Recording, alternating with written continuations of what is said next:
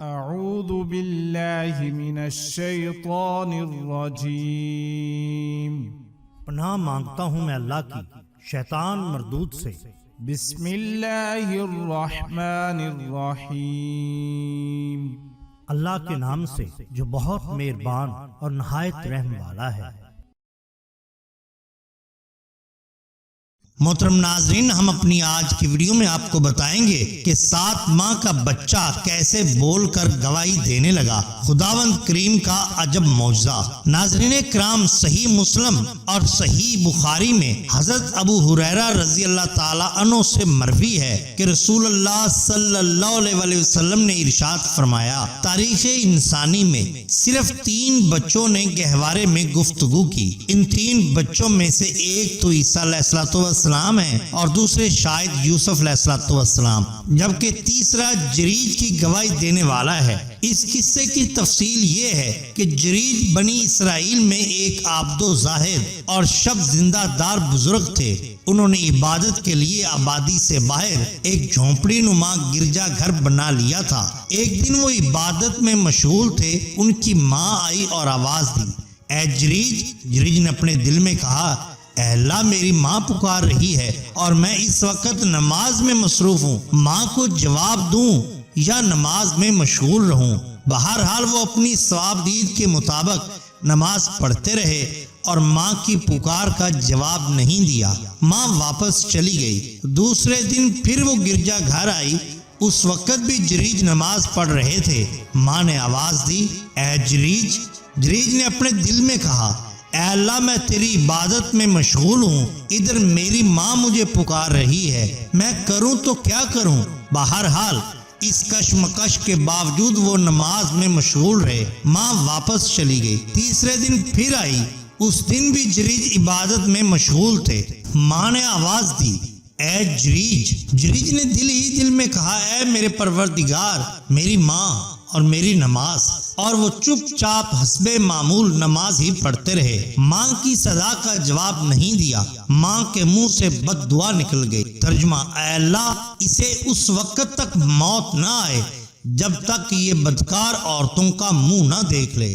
جریج کی ماں بد دعا کر کے واپس چلی گئی۔ بنی اسرائیل میں جریج کے بارے میں چہم گوئیاں ہونے لگیں۔ وہ جریج کی عبادت پر حسد کرنے لگے۔ انہوں نے خود تو جریج کی بلندی تک پہنچنے کی کوشش بالکل نہ کی، البتہ ان کی خواہش تھی کہ وہ جریج کو اپنی پستی تک اتار لائیں تاکہ وہ بھی انہی کی طرح فسق و فجور اور فحاشی و بدکاری میں مبتلا ہو جائیں۔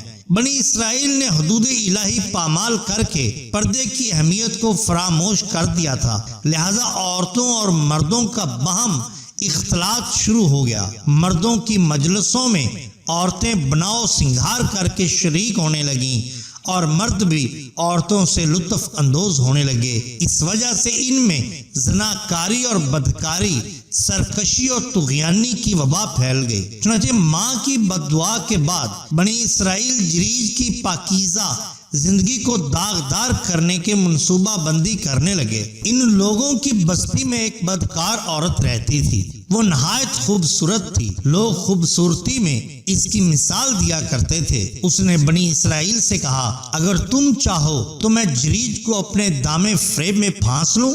انہوں نے کہا، ٹھیک ہے، یہ بڑی اچھی ترکیب ہے۔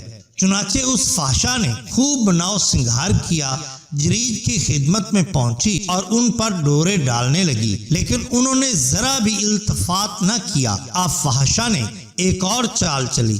وہ ایک چرواہے کے پاس گئی جو جریج کے گرجے کے پاس رہتا تھا۔ اس چرواہے نے اس فحشا کے ساتھ بدکاری کی تو وہ حاملہ ہو گئی۔ جب بچہ پیدا ہوا تو اس نے یہ کہنا شروع کر دیا کہ یہ بچہ جریج کا ہے۔ بنی اسرائیل جریج کو رسوا کرنے کی طاق میں تھے۔ وہ ان کے پاس آئے، انہیں عبادت گاہ سے باہر گھسیٹا، اسے ڈھا دیا اور انہیں بری طرح سے زد و کوب کرنے لگے۔ جریج نے پوچھا، کیا وجہ ہے؟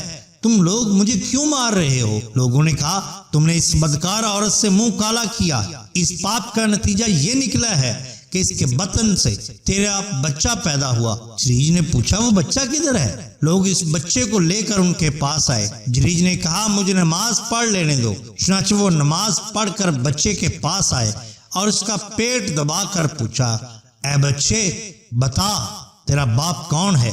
اللہ کی قدرت سے وہ شیر خوار بچہ بول اٹھا، میرا باپ فلاں چرواہا ہے۔